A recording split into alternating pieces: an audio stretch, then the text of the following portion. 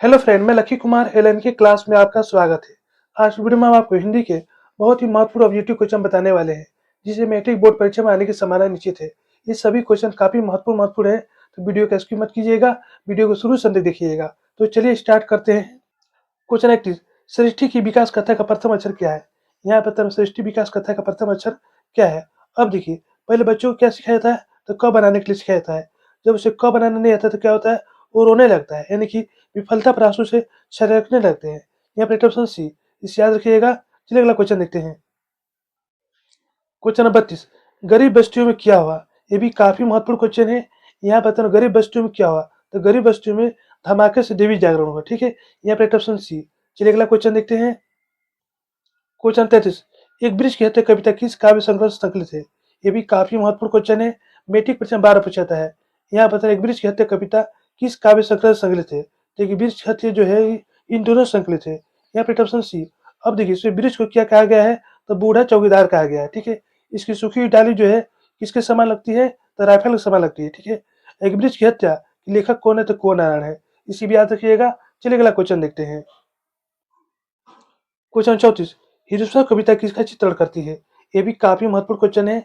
यहाँ बताना हिरोशिमा कविता किसका चित्रण करती है? तो हिरोशिमा कविता जो है आधुनिक सभ्यता की दुर्दांत मानव विवेचना का चित्रण करती है, यानी कि आदमी स्वयं मनुष्य ऐसा हो गया कि एक देश जो है दूसरे देश को दबाने के लिए परमाणु बम भी गिराने तक नहीं सोचते हैं।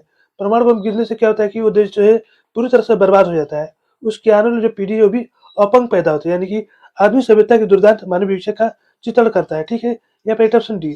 चलिए अगला क्वेश्चन देखते हैं। क्वेश्चन 35, मिट्टी की आबुद मूर्ति कौन है? यहाँ बता रहा मिट्टी की आबुद मूर्ति कौन है? अब देखिए, मिट्टी की आबुद मूर्ति कौन होते हैं? तो जनता होते हैं। यहाँ पे ऑप्शन बी, जनता ऐसे आबुद होते हैं कि उन्हें किसी तरह से कुचला जाता है, नेता लोग किसी तरह कुचलते हैं, वो बेचारे उप तक भी नहीं बोलते हैं। यानी कि इसमें मिट्टी की आबुद मूर्ति कौन है? तो जनता होती है। ठीक है, इससे कितनी भी क्षति बचाओ कुछ भी नहीं बोलती है। यहाँ पे ऑप्शन बी। चलिए अगला क्वेश्चन देखते हैं। क्वेश्चन 36, भारत के श्रेष्ठ मुख्य तुलना कवि ने किसे की है? ये भी काफी महत्वपूर्ण क्वेश्चन है। मैट्रिक परीक्षा में 12 पूछा जाता है। यहाँ बताना भारत की श्रेष्ठ मुख्य तुलना कवि ने किसे की है? तो कवि छायायुक्त चंद्र से की है। यहाँ पे ऑप्शन डी, इसे याद रखिएगा। चलिए अगला क्वेश्चन देखते हैं। क्वेश्चन नंबर 37, प्रेमघन अपना आदर्श किसे मानते हैं? ये भी काफी महत्वपूर्ण क्वेश्चन है। यहाँ बताना प्रेमघन अपना आदर्श किसे मानते हैं? तो प्रेमघन अपना आदर्श भारतेंदु हरिश्चंद्र को मानते हैं। यहाँ पे ऑप्शन डी, इसे याद रखिएगा। ये किस कविता से संकलित है? तो स्वदेशी कविता से संकलित है। इसे भी याद रखिएगा। चलिए अगला क्वेश्चन देखते हैं। क्वेश्चन 39, रसखान के रचना काल के समय किसका राज्य था? ये भी काफी महत्वपूर्ण क्वेश्चन है। मैट्रिक परीक्षा में 12 पूछा जाता है। यहाँ बताया आपको रसखान के रचना काल के समय किसका राज्य था? तो जहांगीर का राज्य था। यहाँ पे ऑप्शन सी, अरस खान जो थे किस वंश के थे? तो पठान राजवंश के थे। इसी भी याद रखिएगा। अरस खान किसके भक्त थे? तो श्री कृष्ण के भक्त थे। इसी भी याद रखिएगा। चलिए अगला क्वेश्चन देखते हैं। क्वेश्चन 40, बाड़ी कब 20 के समान हो जाती है? ये भी काफी महत्वपूर्ण क्वेश्चन है।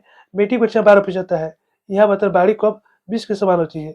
जब राम के नाम न लेने पर क्या होता है कि बाड़ी जो है वो 20 के समान हो जाती है। यहाँ पर ऑप्शन नहीं, इसे याद रखिएगा। चलिए अगला क्वेश्चन देखते हैं। क्वेश्चन 41, महात्मा गांधी के अनुसार उदात्त और बढ़िया शिक्षक क्या है? यहाँ बताना आपको महात्मा गांधी के अनुसार उदात्त और बढ़िया शिक्षक क्या है? तो महात्मा गांधी के अनुसार जिसमें झगड़ा झंझट न हो, मार काट ना हो, उसी को क्या कहते हैं? उदात्त और बढ़िया शिक्षक कहते हैं, यानी कि अहिंसक प्रतिरोध हो। यहाँ पे ऑप्शन सी। चलिए अगला क्वेश्चन देखते हैं।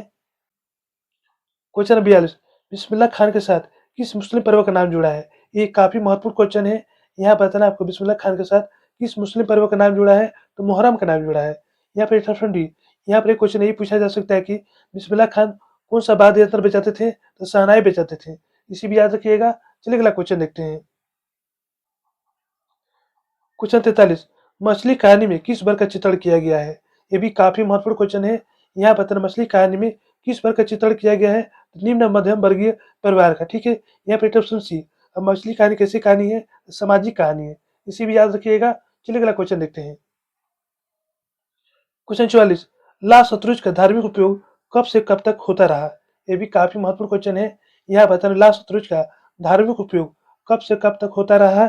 तो 14वीं सदी से फ्रेंच क्रांति तक। यहाँ पर ऑप्शन डी, इसे याद रखिएगा। ला शतरुंज क्या है? एक प्रकार का ईसाई मठ है। इसे भी याद रखिएगा। चलिए अगला क्वेश्चन देखते हैं। क्वेश्चन 45, ला मदा मुजेल द किसकी कृति है? ये भी काफी महत्वपूर्ण क्वेश्चन है। यहाँ बताना बोला मदामोजेल द किसकी कृति है? ये कृति जो है पिकासो की है। ये पहले ऑप्शन बी।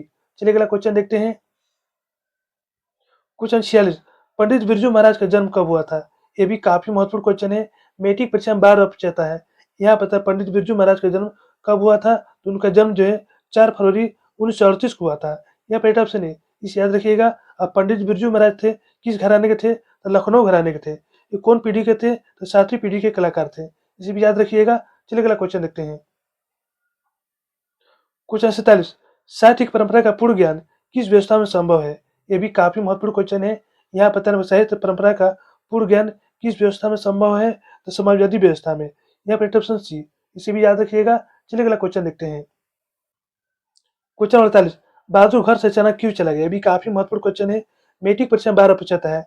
यहाँ बताना बहादुर घर से अचानक क्यों चला गया? क्योंकि स्वयं के प्रति लेखक तथा उसके घर वाले के व्यवहार में आए परिवर्तन के कारण वो घर छोड़ के चला जाता है। उस पर चोरी का इल्जाम लगता है, जिसके कारण वो घर छोड़ के चला जाता है। ठीक है, अब देखिए बहादुर का दूसरा नाम क्या है? तो बहादुर का दूसरा नाम दिल बहादुर है। ठीक है, अब बहादुर कहाँ का रहने वाला था? तो नेपाल का रहने वाला था। इसे याद रखिएगा। यहाँ पर ऑप्शन सी। चलिए अगला क्वेश्चन देखते हैं। क्वेश्चन 49 बेतमा दान पत्र किस समय का है? ये भी काफी महत्वपूर्ण क्वेश्चन है। यहाँ बताना बेतमा दान पत्र किस समय का है? तो 1020 ईस्वी का है। यहाँ पर ऑप्शन है, इसे याद रखिएगा। अब बेतमा दान पत्र कहाँ है? तो इंदौर के पास में है। इसे भी याद रखिएगा। चलिए अगला क्वेश्चन देखते हैं। क्वेश्चन 50 नागरी लिपि के अरबी लेख हमें कहाँ से मिले हैं? ये भी काफी महत्वपूर्ण क्वेश्चन है। यहाँ बताना आपको नागरी लिपि के आरंभी लेख हमें कहाँ से मिले हैं? तो नागरी लिपि के आरंभिक लेख जो है वो दक्षिण भारत से मिले हैं। यहाँ पर ऑप्शन सी। चलिए अगला क्वेश्चन देखते हैं।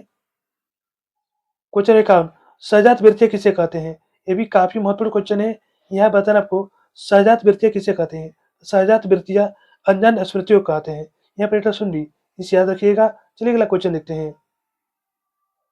क्वेश्चन 52 किसके अध्ययन क्षेत्र में नवजीवन का संचार हुआ?